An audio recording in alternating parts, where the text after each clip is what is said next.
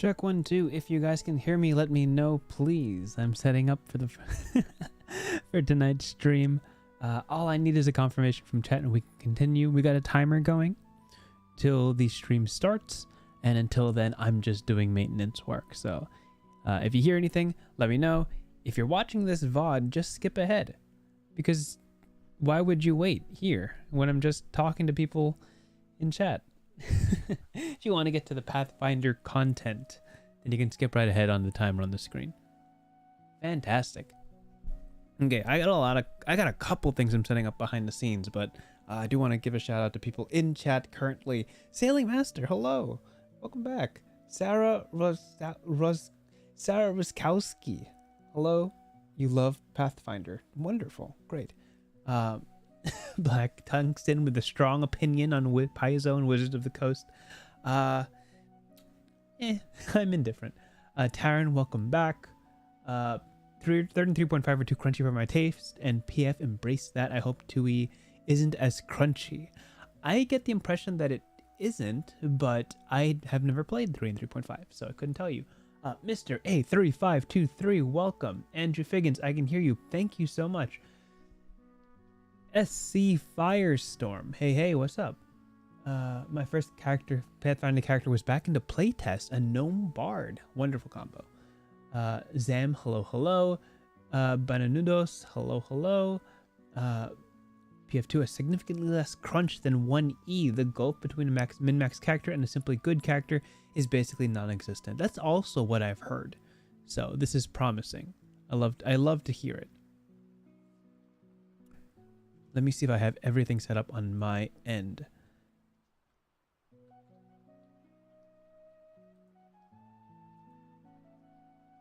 Just gonna do some housekeeping. Don't mind me. Let me pop out chat.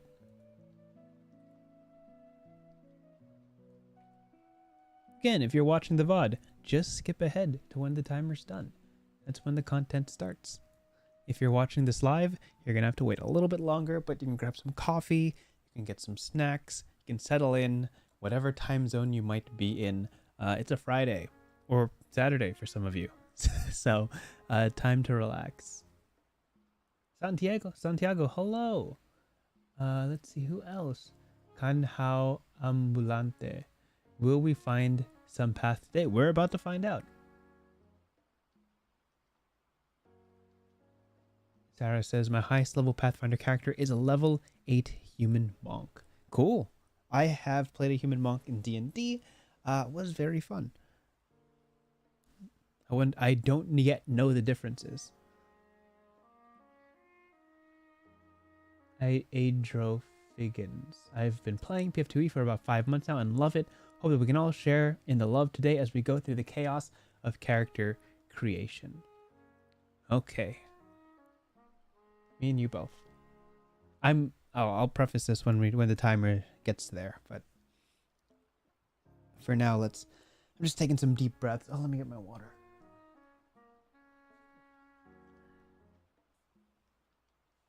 Taryn, I've actually had the page up for like 2 hours already.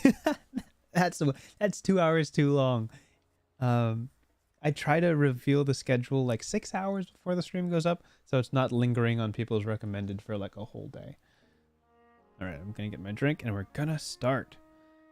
3, 2, 1. All right, already. Let's get into this. I'm gonna jump to the main screen. Today, we're talking about Pathfinder 2nd Edition. Now, some of you guys might be like, but wait, didn't you already talk about Pathfinder 2nd Edition? I sure did. I had a whole stream of me learning Chapter 1 of Pathfinder 2E, which went wonderfully.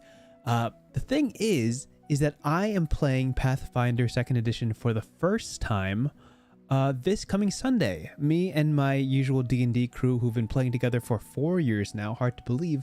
We're trying out some new games. We're still playing D&D, definitely, as our main campaign, but Pathfinder 2nd Edition has called to us to be to learn and venture into in the year 2023. So, what I have to do by Sunday is learn the character sheet. Now, I'm taking the route of an absolute beginner. I am not going to read through the entirety of the Pathfinder player's core rulebook, I believe it's called. What I'm doing is I am playing as a pre-made, and I think it's called an iconic.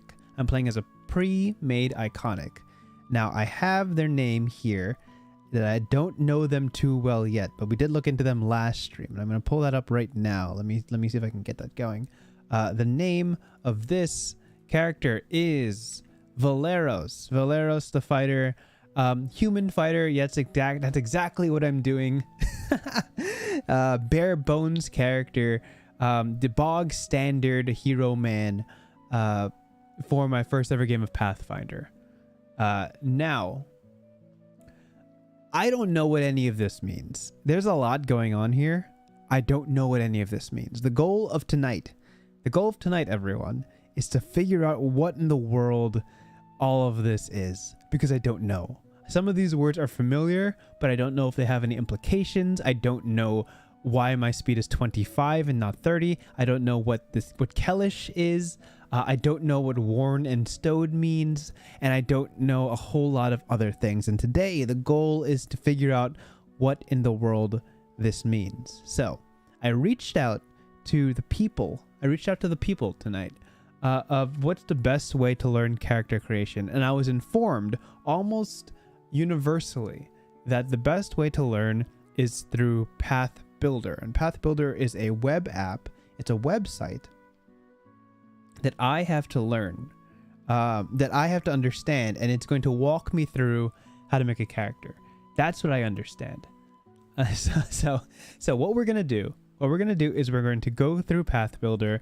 It's going to take me hopefully step by step, and I'm going to make choices based on what this Valeros character sheet is telling me to pick. And I'll learn like what they chose for this character sheet, and on the side, what are some other options that might be cool. So that's my goal. This is the character sheet I'm working with, and I'm gonna like rebuild it in Path Builder and learn how to make a character along the way. That's how I think will be the best way to learn Pathfinder 2nd Edition for a game that I have on Sunday. So everybody in chat, wish me luck. This is I don't know what I'm doing, but I'm about to dive in headfirst to my first ever character creation of Pathfinder 2e. Let's do it. I'm going to bump on over to Path Builder. Let me get this going. Hold on. And I'll show you guys what's on my screen so you guys can follow along. Okay, so this is Path Builder. I opened this up, pathbuilder2e.com. That says, step 1, plan out your character with planner on the left-hand side. You can plan out as far as you want to just your current level. I'm pretty sure this character sheet is level 1. This is a level 1 fighter. Okay, so this is the absolute simplest it could possibly be. I hope. Okay, I hope. I'm not going to go any farther than level 1 because I don't think my brain can handle it. My brain is not that big yet. Planning helps you qualify for all the character choices you will take later. You can find the dedication feats in the drop down at the top of the class feat. I don't know what dedication feats are. This doesn't help me at all. I don't know what this means. I'm sure that's something. I don't know what. Cool. No explanation for that. Step 2, set your current character level. Step 3, add equipment, items, and gear via the tabs on the character sheet. You can find the options to export your character in a PDF printable character sheet. Oh, you can. Okay, so you can export your character. So tonight the goal is to export a character sheet, exactly like Valeros. That's the goal. Okay. Or share a link to your character with the people via the menu at the top left. You can help view this again. You can help again via the menu. Accept. Okay. So plan out with a planner on the left hand side. I'm gonna accept. Okay, this is a lot of things. I'm gonna zoom out so you guys can see like everything. I don't know if this will help, but you guys can see a lot, right? I don't know how big I want to make this. Okay, let's see. Okay, ancestry. Okay, the way they gave me stuff. I don't know what all this stuff is. Why are things checked already? Let's go to menu. New character, right? A new character. Let's do that. Okay, I'm gonna get started. And I hope that's correct. Chat, someone coach me through this. Oh my gosh, I'm so lost. Okay. Dedications are for multi-classing. I'm not going to multi-class today. I'm doing level 1. Okay, get started.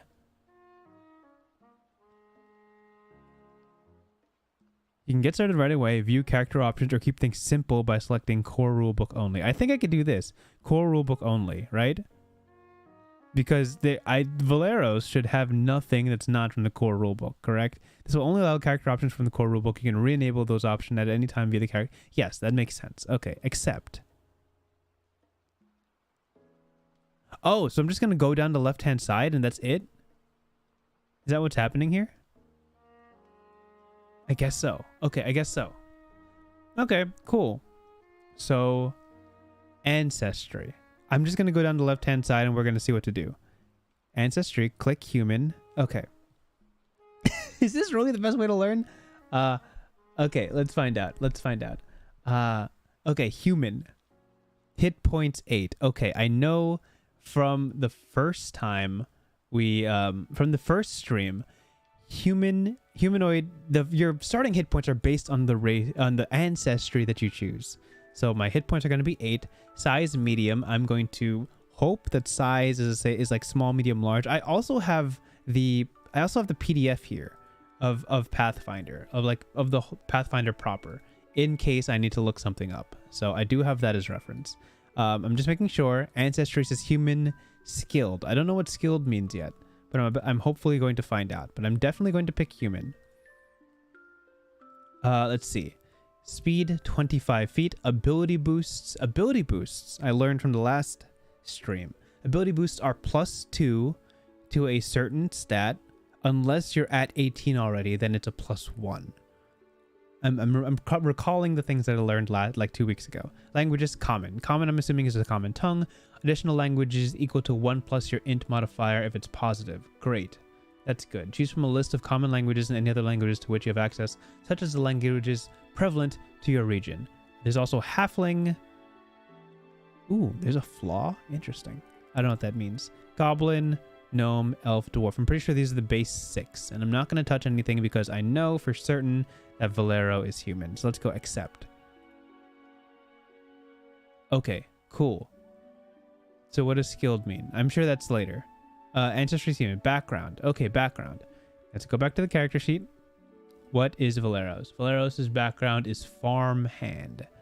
Okay. Farmhand. Let's do that. Let's figure out what a farmhand is. So a farmhand background is over here. With a strong back and an understanding of seasonal cycles, you tilled the land until intended crops. Your farm could have been raised by invaders. You could have lost a family tying you to the land, or you might have simply tired of the drudgery. But at some point you became an adventurer. Choose 2 ability boosts. One must be Constitution or Wisdom. One is a free ability boost. You are trained in the Athletics skill and the Farming Lore skill. You gain the Assurance skill feat with Athletics. I don't know what any of these feats are, but I'm sure I will soon. Was there something I had to do at the Ancestry page? Let me go back real quick. Do I click this? Does that do anything? No, it doesn't. It doesn't. No. Okay. So, farmhand. We're going to accept. And I choose 2 ability boosts, right? I don't know how to choose stats yet. So, I'm going to remember this. 2 ability boosts. One must be the Constitution or Wisdom, and one is a free ability boost. Sure. Accept. Cool. We got farmhand. We got human. Class is definitely fighter. Oh, I get to read fighter. Oh my gosh. Okay. Fighter. we're starting at the first step on a very long staircase. We're learning human fighter. Fighting for honor, greed, loyalty, or simply the thrill of battle. You are an undisputed master of weaponry and combat techniques. You combine your actions through clever combinations of opening moves, finishing strikes, and counterattacks whenever your foes are unwise enough to drop their guard. Whether you are a knight, mercenary, sharpshooter, or blade master, I'm assuming these are like subclasses? I don't know what the word is, but you have honed your martial skills into an art form and performed devastating critical attacks on your enemies.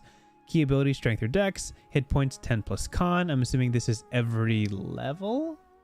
Hit points 10 plus your con? Interesting. So in D&D, this would be like a hit die. You would roll a hit die equal to like 1d10 and then add your con modifier to that. This is just a flat 10. That's interesting.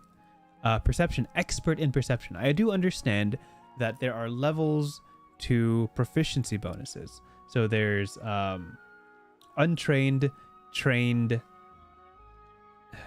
Golly, I don't know the rest. I don't know the rest, but it's fine. There's like more, right? There's more. There's 5 levels of proficiency, and being any sort of trained and above means that you have a proficiency bonus addition of +2, 4, 6, or 8, plus your character level. So that's pretty neat. I'm really good at perception. Is Valeros also very good at perception? Let's find out. Perception. Where is that? Am I crazy? Perception? Is it not one of the skills? Huh? Oh, perception here. Perception, totally separate from the skills. Perception 5, expert. Okay, cool. +5. Good to know. Interesting. So perception is just not a skill? It's just straight up there. Perception. Jonathan, thank you. Perception isn't a skill. Untrained Adro says untrained, trained, expert, master, legend. Thank you everyone for pointing me perceptions up here. Good to know. Perception is not a skill. Got it. Cool. Okay, good to know. Now I know. Okay, let's bounce back to Chrome. Saving throws. Expert in fortitude. Expert in reflex. Trained in will. I understand that saving throws, there's only 3 of them. It's not split into the 6 ability scores. It's only 3, which is will, reflex, and fortitude. So I'm better at reflex and fortitude than I am at will. Will is like mental saves, right? So that kind of makes sense. Let me just check to see if Valeros is exactly the same on his character sheet. Let's see. Saving throws. Not here. Where are saving throws? Oh, here. So my fort and reflex saves are +7, but my will is only +3. Interesting. So let me check. What did chat say were the levels? They're untrained, trained, expert, master, and legend. Okay. So if I'm trained in will, that's a +3. That would be +2 plus my character level, which is +1. And then reflex is +7. Why is reflex +7 if I'm level 1 +4 is 5? Where's the +2 come from? Is that from my strength or dex? That doesn't seem to make sense. Reflex is dex, right? Oh, okay. Wait. Reflex is dex, so it could be this one, I think. Actually, I have no idea. I don't know why. I don't know why the reflex is +7. What are the calculations on saving throws? Huh. Good at okay. So okay. So it is. This is dex. This is con. Both of those are 14 modifier +2. So +2 from being +2 from con, +4 from expert, +1 from level is 7. And then reflex is +2 from dex, +4 from expert, and +1 from level. And then will is just trained, so it's +2 +1. Okay, great. So I know where those numbers come from. That's awesome. Awesome. Okay, things are making sense so far. I forgot that saving throws are only attached to like 3 stats. Dex, con, and whiz. Yes, and there's no modifier here. I have +0 in whiz. That's why my will save is +0. Got it. Okay, cool. That's making sense. That's all clicking. It's all clicking. Great. Thank you chat for helping me with that. Moving on. Skills. Trained in your choice of acrobatics or athletics, and then trained in a number of skills equal to 3 plus your intelligence modifier. I'm sure I'll get to that once my brain is big enough. Attacks. Expert in simple weapons. Great. Expert in martial weapons. That's great. Trained in advanced weapons. What are advanced weapons? I don't know what that. Advanced weapons? Wait, I'm kind of curious. That's actually really cool sounding. Let me open up the PDF and find out. Advanced weapon. All right, search 642 pages. If you are trained in all martial weapons, you can choose an uncommon advanced weapon with such a trait. Unconventional weaponry. You gain access to that weapon, and the purpose of determining your proficiency, that weapon is a martial weapon. Okay, let's keep learning. This is just describing fighters. This is describing more stuff. I'm trying to find out what an advanced weapon is. I'm not trying to figure out all this stuff. This is all things that are class specific. I don't care about this.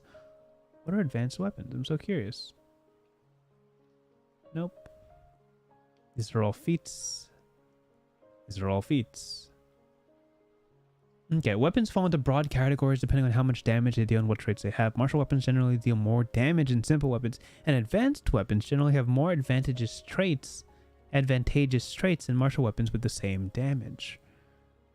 Huh. Okay, so I'm thinking like there. Oh, here we go. Okay. Advanced weapons. Dwarven war axe. Gnome flick mace. Orc neck splitter. Sawtooth saber. Sawtooth saber sounds sick. Dwarf sweep. Two-hand. Okay, I'm guessing only usable by dwarves. Two-handed D12. Oh, so does a 1d8 one-handed, two-handed does D12 is my guess. And then sweep is some sort of prone condition? Maybe? Or maybe it's like a AoE sort of deal, where you can sweep and hit more than one creature. Gnome is for gnomes. Sweep is for, again, sweep. And reach is for range.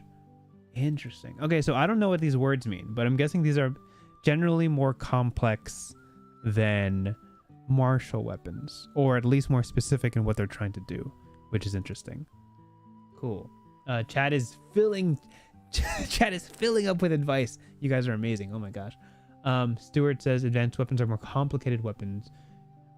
Usually, Jonathan says a little bit more trait heavy and cost a bit more. Amir says sweep makes it easier to hit different characters. Oh, okay.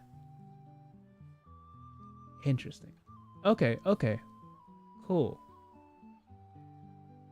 Nice. So these are just cool weapons.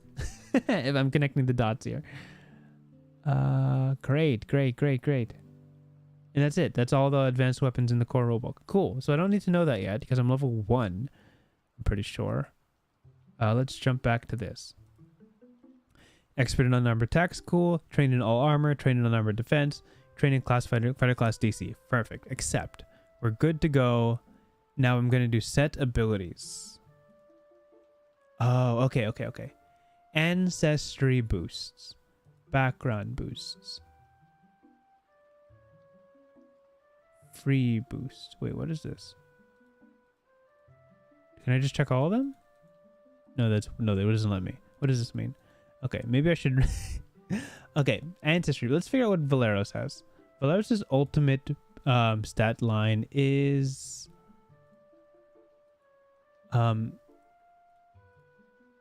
it is 18, 14, 14, 12, 10, 10. It's easy enough to remember. So my goal is to get there. Are these okay. Oh, wait. 18. Oh, so okay. So for ancestry boosts, I'm connecting the dots here. Connecting the dots. Ancestry boosts are +2 to any 2 stats. I remember this. Background boosts are the first one is specific to Constitution and Wisdom. That comes with Farmhand, and then this one is flexible. And class boost is specifically Strength and Dexterity. So we'll do the strict ones first.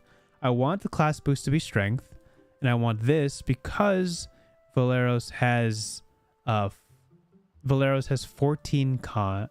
0 Wisdom. So this should be Constitution. Then I'll make this Strength. I'll make this Strength.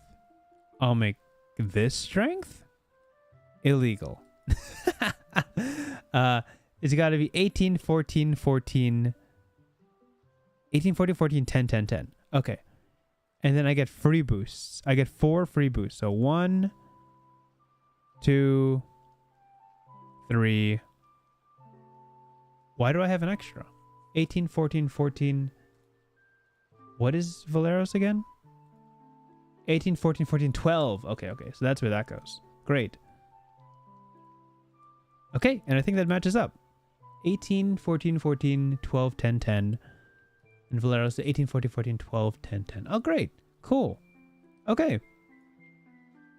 So that means the main stat is strength. Secondary stats are Dex and Con. Int is 12, Wiz and Ka are 10. Oh, okay. That's not that bad. That was actually really simple. And I've noticed that they don't let you do, like, odd numbers. Is that intentional? Is that intentional for, like, simplicity? That's actually really interesting. Valeros uses a boring sword. Thank you, Amir. Great. You get 4 boosts. 4 boosts. 2 from Ancestry. This is what the spin says. You get 4 boosts. 2 from Ancestry. 2 from... Let me just show you guys what I'm looking at. 4 boosts are here. 2 from Ancestry. 2 from Background. 1 is restricted. And 1 from Class, which is restricted. Finished. That's good. That was not that hard at all. That was great. Okay. Now we've got that down. Skill training.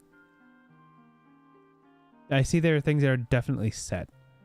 Did these come from Background? Yes. So there are guaranteed skills here.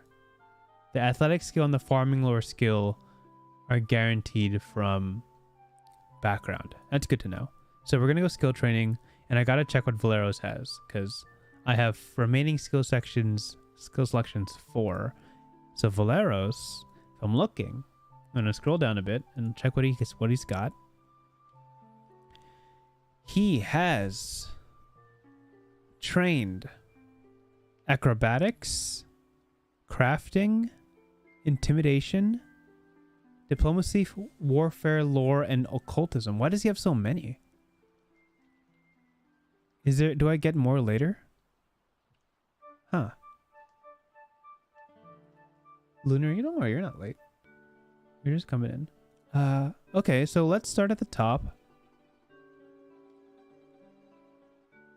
Yeah, why do I only have 4? That's so interesting. Acrobatics, crafting, intimidation. So let's check those off. Acrobatics, crafting, intimidation. Acrobatics, crafting, intimidation. Great. And then this also has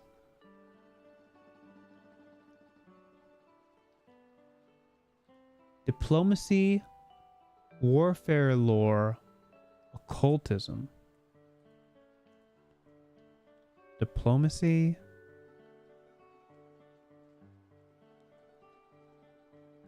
I can't pick anymore. Why can't I? Horse? Oh, huh. Maybe this comes later. This probably comes later. So let's come back to this and figure out why I can't pick more. So I'm still missing warfare lore, and I'm missing occultism, and I'm not positive why. You get more skills at later levels. You haven't picked a human heritage yet subrace. Oh, does that come later? Oh, wow, there's more. Okay, okay, we'll get to it. Cool. So right now I've only got 6 out of 8 skills, which is a great amount. That's a big amount of skills. It's more than I was expecting. So let's keep going. Class, skill. Oh, wait, these just... Oh, no, I already had these. These were already picked for me. Great. Okay, so we're going to move on to heritage. Heritage, oh, we know this. We know this. So Valeros is human skilled. So we're going to bounce back here. And he's human, so we can pick this one. Your ingenuity allows you to train in a wide variety of skills. You become trained in one skill of your choice. At 5th level, you become an expert in the chosen skill. So I, level 1 Valeros, don't know what I'm going to pick at 5th level because I am, in fact, level 1 Valeros. So I'm just going to go with warfare lore and see if that's what they want me to pick. Let's pick that, accept. Can I bounce back to here and pick one more? No, I can't. Skilled heritage. So I can do like lore? No. I'm going to pick occultism. Occultism. Let's do that. Occultism. Great. So now I'm only missing warfare lore. I don't know when that comes in, but maybe soon. Ancestry feat. Oh, what is this? Ancestry feat. Okay, so ancestry feat. When we can actually, is this PRD? What does this mean? I don't know what this button means. It does nothing for me. Let's see, ancestry feat. What did he pick for his ancestry feat? Today we're learning. Ancestry feat. Natural ambition. Reactive shield. Is that what it means?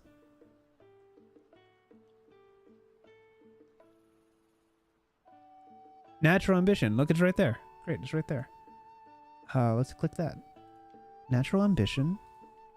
You are raised to be ambitious and always reach for the stars, leading you to progress quickly in your chosen field. You gain a first level class feat for your class. You must meet the prerequisites, but you can select the feat later in the character selection process in order to determine which prerequisites you meet. Huh. Okay, sure. I'll take that. Yeah, this seems like... You know, the beginning was pretty darn simple, but the more I go down... And this is also... D&D is also a little bit complex if you're not familiar with the process. But there's a whole lot of like loop-de-loops where I do something and I gotta go back and do something else because it gives me more options for something prior. And this is just like Human Fighter. This is very straightforward. So this natural ambition lets me choose a first level class feat for your class. So I'm going to go do that. Let's pick one of these. And I'm guessing, I'm looking at Valero's sheet and I'm guessing that's reactive shield. Yeah. So it says reactive shield right here as his ancestry abilities. Okay, cool. I can do that. Reactive shield. Requirements, you're wearing a shield. Trigger, an enemy hits you with a melee strike. So I'm guessing this symbol means reaction. So it's in response to something. You can snap your shield into place just as you would take a blow, avoiding the hit at the last second. You immediately use the raise a shield action and gain your shield's bonus to AC. Cool. The circumstance bonus from the shield applies to your circumstance bonus. This is a word I don't know yet. Circumstance bonus. The circumstance bonus from the shield applies to your AC when you're determining the outcome of the triggering attack. Cool. Great. So it raises your... So, long story short, it raises your AC in response to an attack. Okay. That makes sense. Accept. And then class feat. Class feat. Let's see what Valero chose. Double slice... Reactive shield. Wait, he got reactive shield from... He got reactive shield already. So, I don't need to take that. I can take... It was double slice, right? Double slice. Okay, we're taking double slice because that's what he took. Double slice. I'm doing great. PRD opens archives of Nethys for the option you have selected. Oh, great. Cool. Okay, double slice. Requirements, you're wielding 2 melee weapons, each in a different hand. Wait, this seems like a weird choice. Why would I take double slice if I'm using the shield feature? Are there situations where I'd rather have 2 melee... Why are there 2 melee weapons if... Huh. Okay, so we could talk about this. In D&D... dual wielding is kind of strange, right? You have one weapon you can use for your attack action, and theoretically you can attack with the second weapon as your second attack if you have a multi-attack. But then you use your bonus action for an offhand attack where you use your secondary weapon, which is, you know, a little clumsy and doesn't really work as well as it could and is almost never optimal. Here you are wielding 2 melee weapons, but oh, interesting. But if you use like strike is a single action out of 3 you can use in Pathfinder. I know you have 3 actions and you can use each of them for strike if you really want to. Oh, this is 2 actions. So this is like a special thing you can use with 2 actions. instead of doing strike strike, you could do double slice instead. Okay, cool. That's actually really interesting. You lash out at your foe with both weapons. Make 2 strikes, one with each of your 2 melee weapons. Cool. So this is something you could do normally without double slice, but I'm assuming there's some benefit to it. Each using your current multiple attack penalty. Oh, okay. So if you make 2 strikes, you can go like 0 penalty, 0 penalty, and then you can make your 3rd strike at whatever penalty that may be.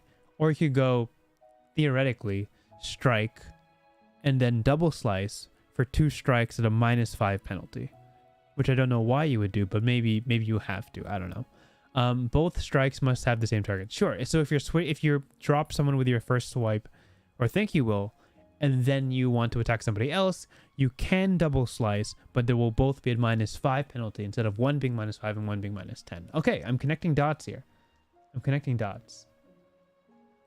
If the second strike is made with a weapon that doesn't have the agile trait, it takes a -2 penalty. Okay, so now I know that agile trait helps out with double slice. That's pretty useful.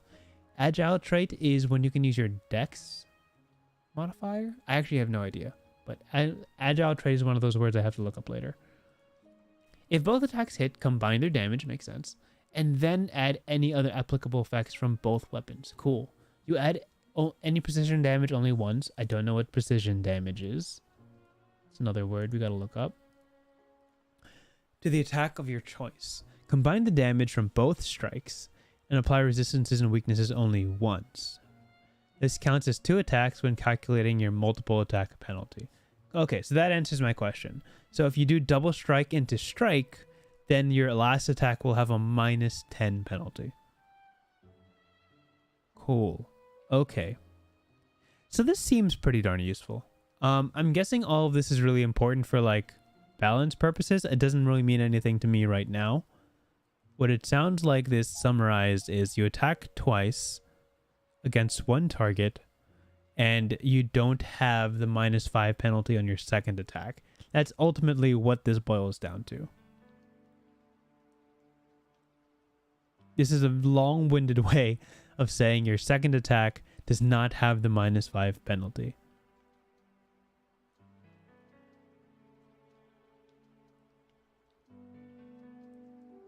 Right? I don't actually know if resistances and weaknesses are like a different thing in this game. Like in D&D, you just half or double the damage.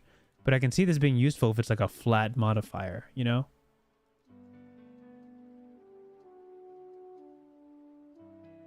Agile reduces multi-attack penalty by 1. Oh, okay.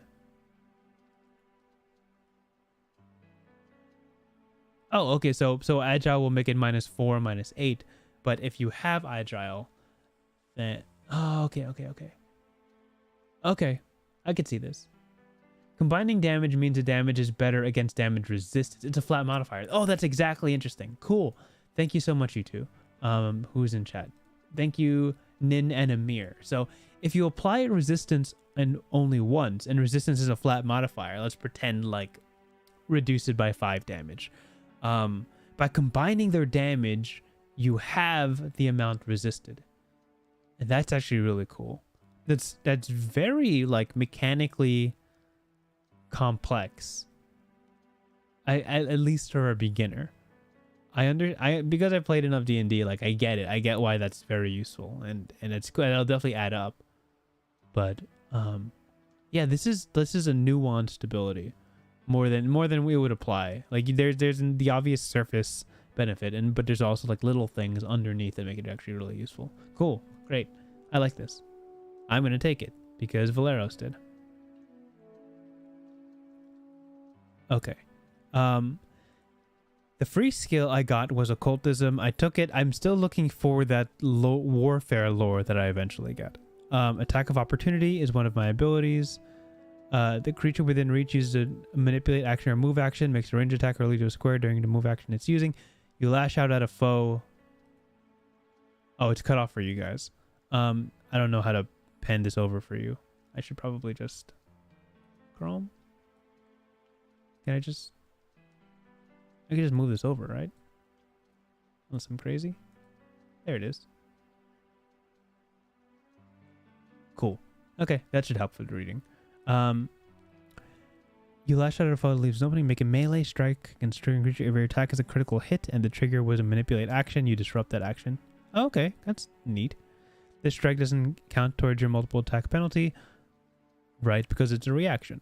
And your multiple attack penalty doesn't apply to this strike, right? Because it's a reaction. It's not an action. That makes a lot of sense. This feels like things that should be intuitive. If you just understand action economy. But if this, I'm guessing this caveat is here theoretically if the attack of opportunity happens on your turn, therefore you would take your reaction in the middle of like 3 attacks, and you're like, hey, since you attacked on my turn, I get it. Cool. This is good. Yeah, this is what do you call it? The spin that says attack of opportunity is a specific feature. Not everyone gets it. Cool. So attack of opportunity, this is like a special thing for fighters and maybe other classes. That's actually really neat.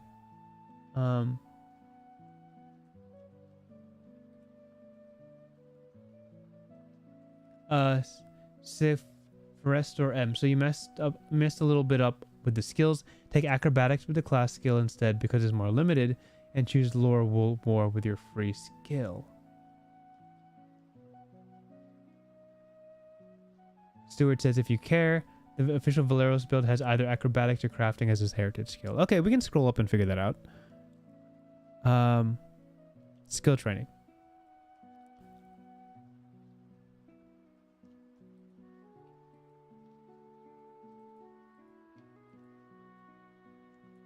Wait, what?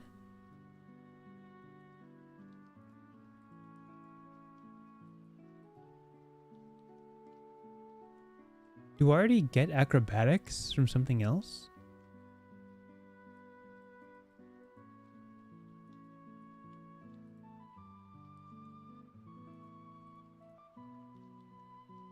Wait, let me let me just do this real quick. All this is class skill. Oh, wait. Oh, okay. I pick acrobatics here. Then I go here, and it's already chosen. Oh my gosh. Okay. So class skill, I choose acrobatics. Then I go to skill training, and then I look at the sheet and see what's left. And what did, because I want to match Valeros exactly. The official, so crafting as his heritage skill. Okay, so I'm gonna go to heritage. Thank you, chat. I just want to know how this build figures out. And then I'll pretend finished. His crafting is his heritage skill. Accept.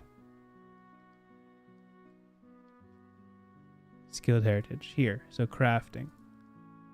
Accept. Okay. Now I have 4. So here I can go intimidation, diplomacy. I have 2 more.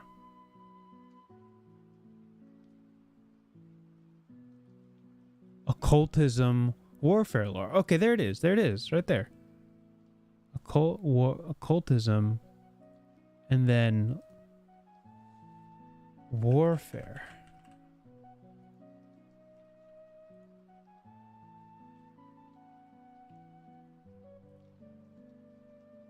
Okay, we did it. That's all of them, right? That's let me check the sheet one more time.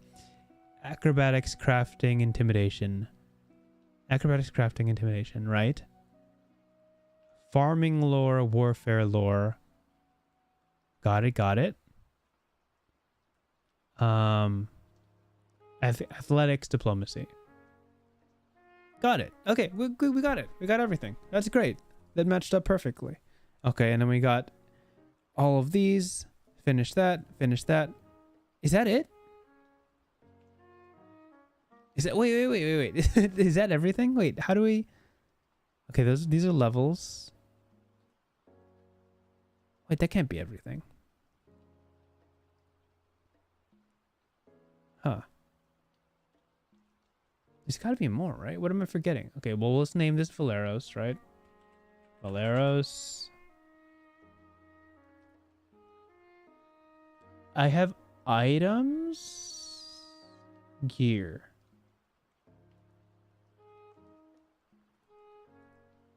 Do I have items? Wait, I feel dumb. What am I missing here? So I finished everything here, right? I'm done with this. But I don't yet have like stuff. Do I start with stuff? Just gear. Okay.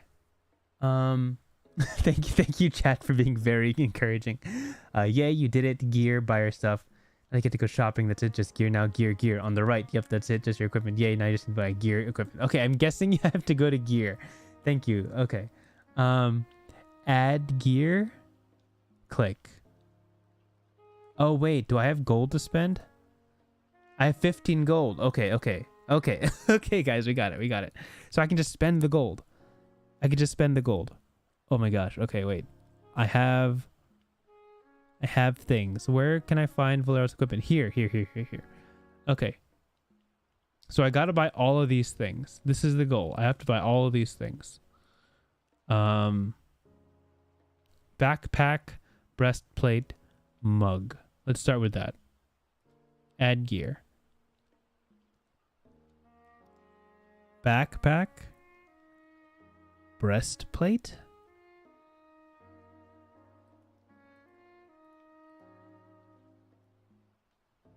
Am I cheating by going to all? No, I still can't find it. Maybe I can find mug. There it is, mug. Okay. Buy. Yes. Now we're okay. So defense, armor. Do I buy armor? Show additional armor. Breastplate. Buy. That's a lot of gold. 8 gold? Oh my gosh, it's like everything. Yeah, I mean, he has it, so I need it, right? I now have breastplate.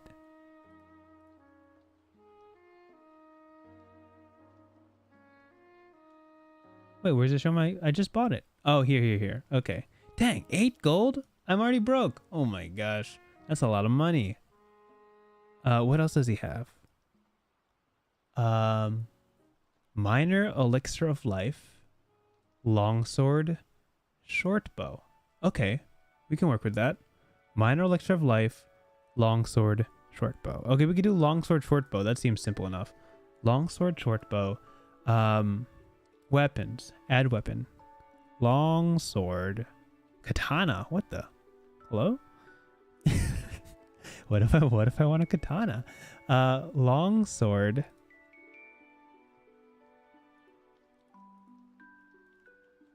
Short bow.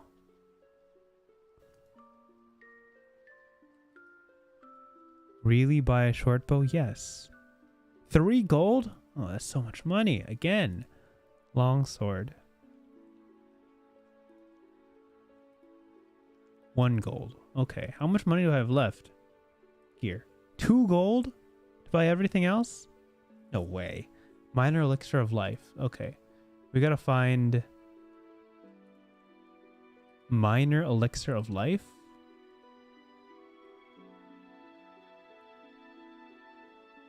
Where is minor elixir of life? Huh? Oh, consumables. I'm dumb. No, it's not here. I'm not dumb. What is minor elixir of life? Chat.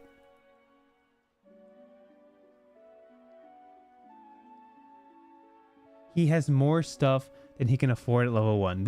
No way. He starts with more things than you can buy at the start. Boo! Most of his items were bought with an adventurer's pack, which is a much cheaper way of buying a lot of those extra items. Oh.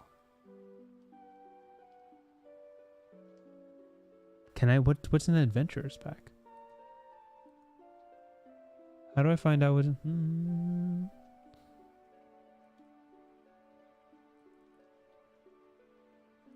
Wait.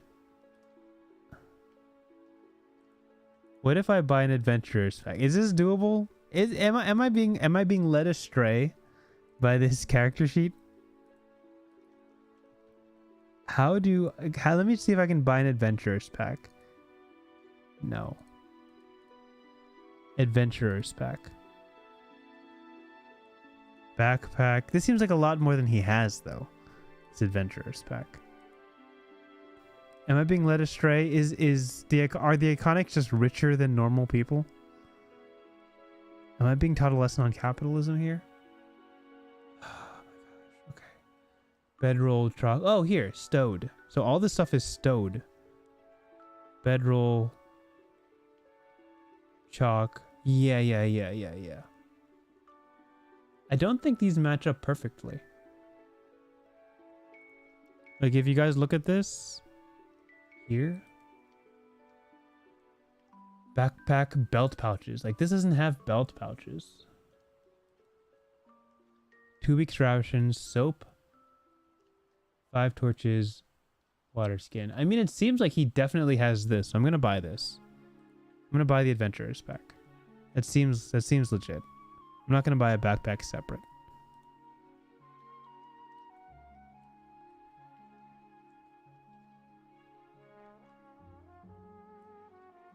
Wait, I need to replenish my money. I'm dumb. Hold on.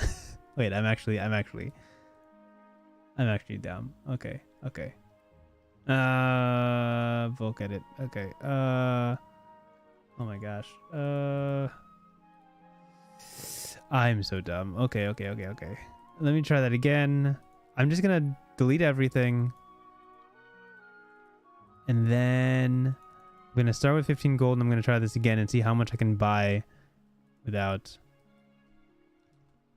going over. Okay, definitely adventurer's pack. 100%. I can. What? You cannot afford this item? Totally can. I have 15. Yeah, let me try again. Adventurer's pack. Done. Yes. Okay. Chat's going crazy. Valeros has normal gear plus elixir. Because he has a Pathfinder society, the organized play character, he gains the elixir for free. This is the need to help players in the missions if I'm not wrong. Okay. Okay. Oh, okay. So let's try it again. So what I'm hearing from Kanao is that I don't need to find the elixir. I just need to get everything else. Okay. So let's try from the top. Let's focus on the big things. So longsword, short bow, breastplate seems like a good start. That seems important. So let's do defense. I mean, at least I'm getting really acquainted with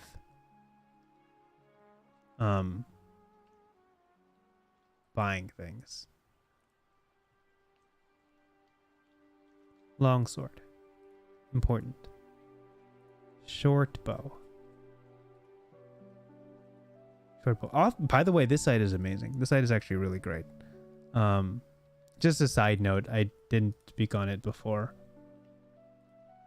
Breastplate. Okay.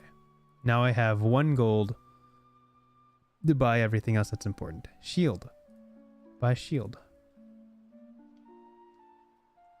Cancel. Is shield armor? Shield is not armor. So shield would be here.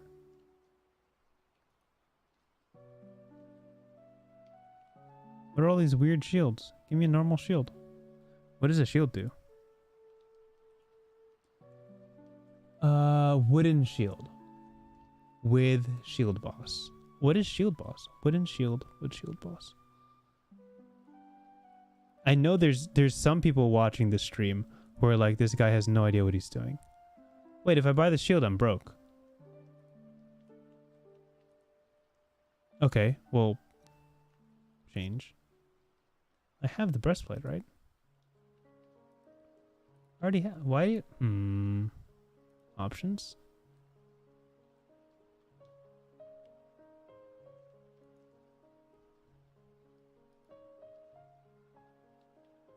Where's my armor that I bought? Oh, here.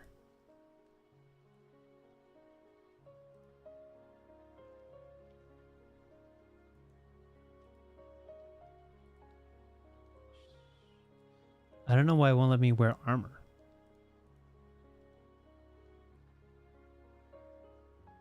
Oh, okay. So okay, so chat's telling me this is a fruitless effort. Okay. Uh, Vanitas, what's bonking when the stream start? For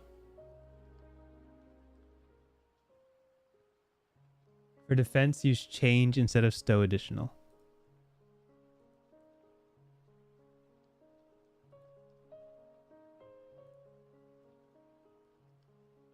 Okay. And then chat says, Valeros usually shield boss is an add-on that lets you shield bash. A shield does nothing until you use it. Oh, a shield does nothing until you use it? Huh. Oh, so it's like an active thing to use a shield? That's actually really interesting. Anyone can use a shield, but you have to use an action each turn to keep it up. Shield boss makes shields hit harder as weapons. You store it in your inventory instead of equipping it. Shield bosses and weapons. It's okay to have no idea what you're doing. That's why you're learning. Thank you. You're not turning the right tab. Pff, I'm so dumb. I'm so dumb. Thank you.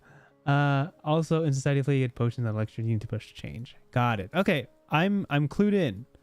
I am clued in.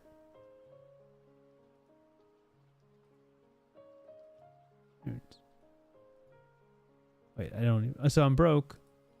I'm broke, but I got my breastplate, my wooden shield, my weapons, longsword and short bow. Awesome. And my gear, which is just the adventuring pack. And I think that's basically everything important, right?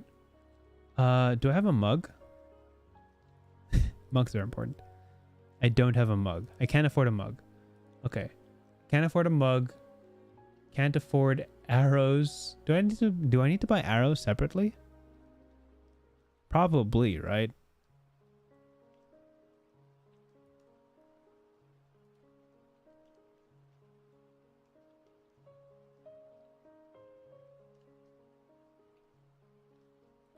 I actually have no idea how to buy arrows. Add gear.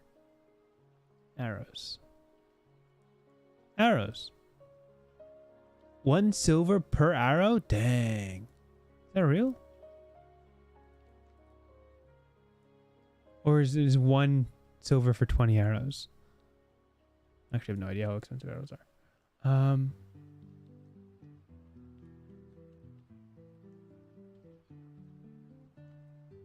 I'm so dumb. Why do I keep switching back? Okay.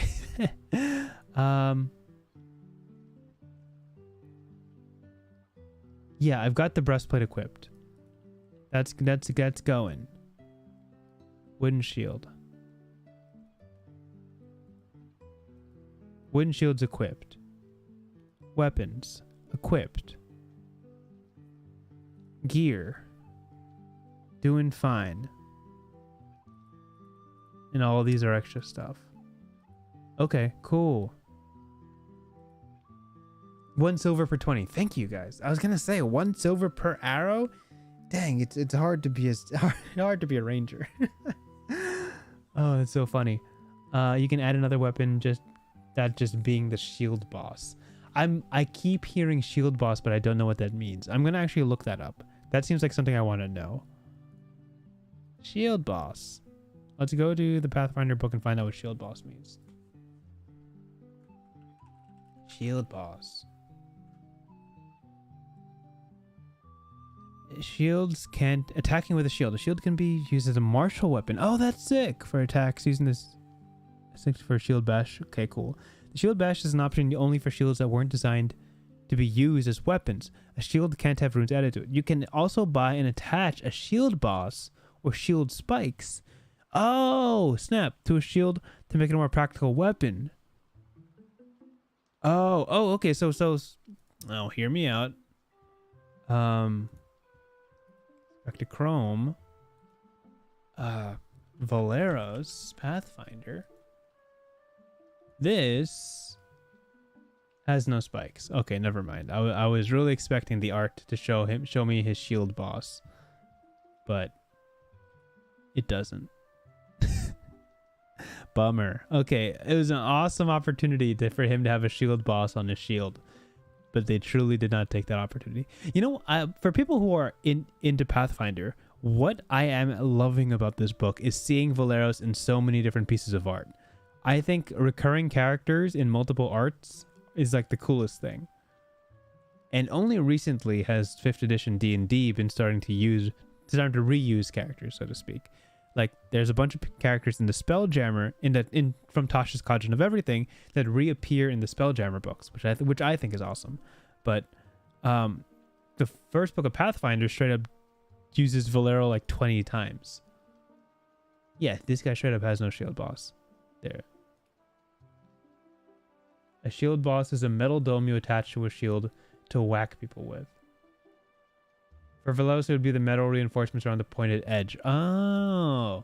Oh, so these pointed edges are used for attacking. I see. I see. Okay, I get it. So these little ridges on his red sword are the shield bosses. That's neat. I dig that. Okay, cool. What is a shield boss, like a real thing? Like in real life? Oh, look at that. Wow, they are. I did not know that. I didn't know there was a name for this. You learn something new every day. Wow, there's the name for the bump on the shield. I did not know there was one. That's neat.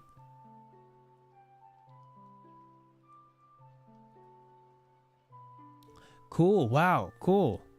I didn't realize. I just thought you guys just had a really cool name for shields. I'm like, shield boss. Yeah. Oh, yeah, let's go. Shield boss. That's right.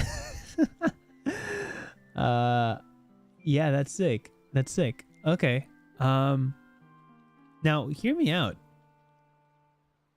Oh, did I pick languages? Wait. Languages. Where is that?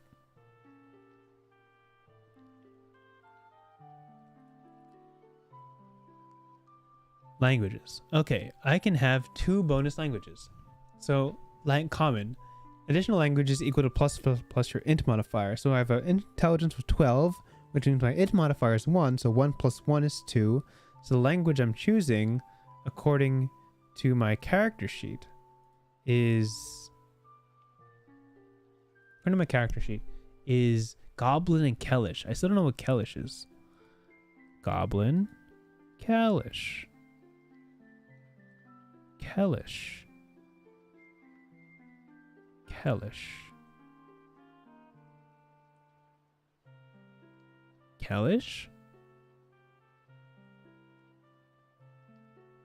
What is Kellish? And why is it not on one of these? What is Kellish? I feel like I'm being pranked. Do I just type it in here? Is this Kellish?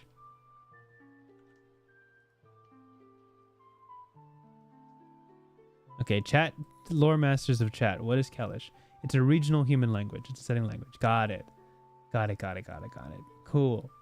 It's a regional dialect that says steamed hams. I see. Okay, cool. And you know what, gang? I think that's everything. It only took me an hour to get through.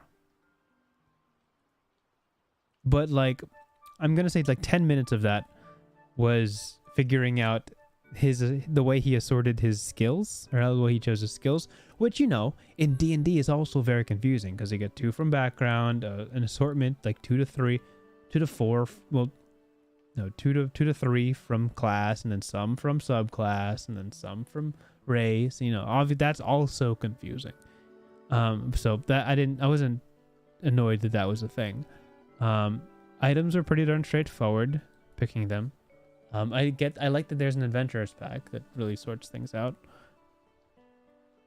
and I think that's neat. I'm interested in occultism. That's different from a religion. I would probably usually group them in most settings, but I think it's interesting that they're different. Plus some society check. How is society check different from diplomacy check? I feel like those are very similar things. Thievery is probably the sleight of hand feature skill. Hmm. I just think it's interesting that crafting is unique. What is crafting based off of? Crafting is intelligence. Oh. Cool. Cool, cool, cool. Okay. Okay, yeah. I think that's good. I think that's good. I could probably run Valeros. Now that I know how his character sheet was made, I could probably run it. I know now that attacks of opportunity are class specific, so not everyone will be able to do that. And double slice seems like something I should use a lot. Like every turn. Like I should just move, swing, swing. And I'll avoid most of the penalty, which is neat. I'd show you what this looks like in Foundry, but I'd have to show you my login information. I don't want you to do that. Actually, you know what? I can do that. I'll leave you guys on PDF. And people who are willing to stick around, I'm going to load up Foundry real quick. So don't go too far. Mm-hmm.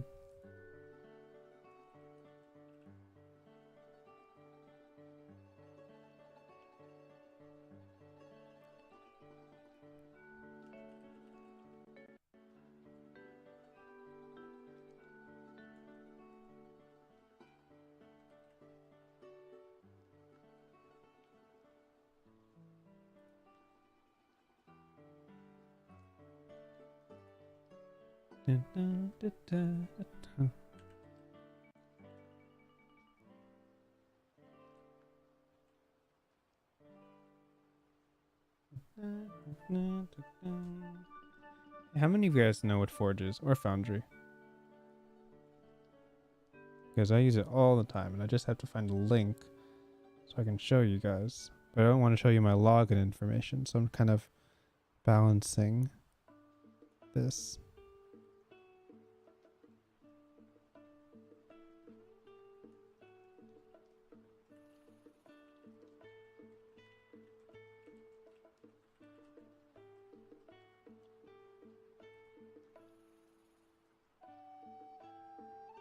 Cool. I'll close this.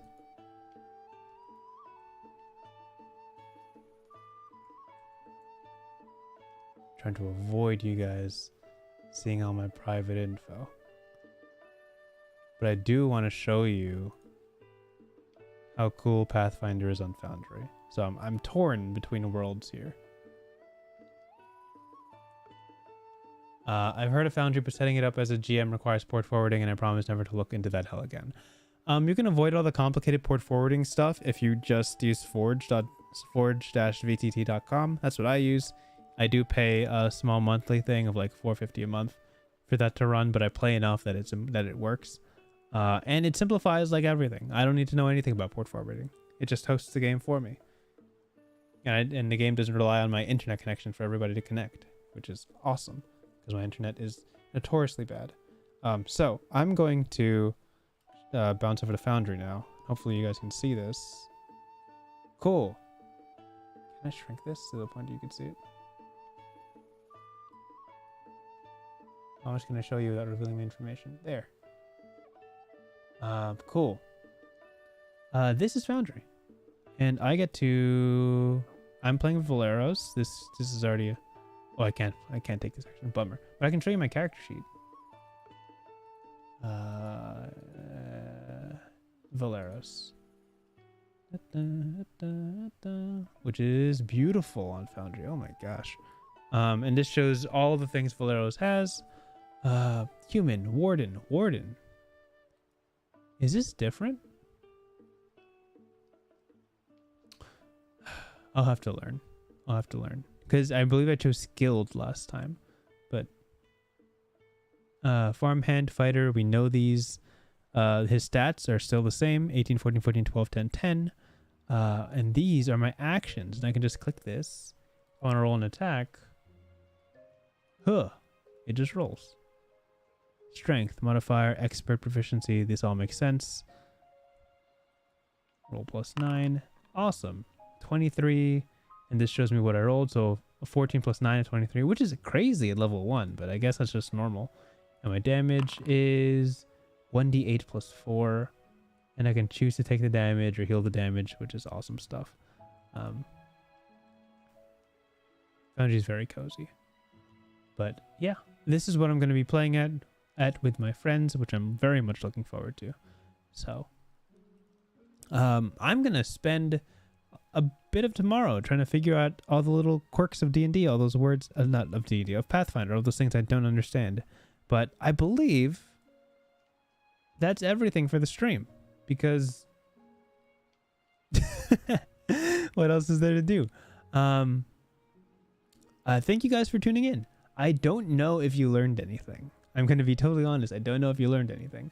But setting up a level 1 character, especially using pathbuilder2e.com, was pretty darn straightforward.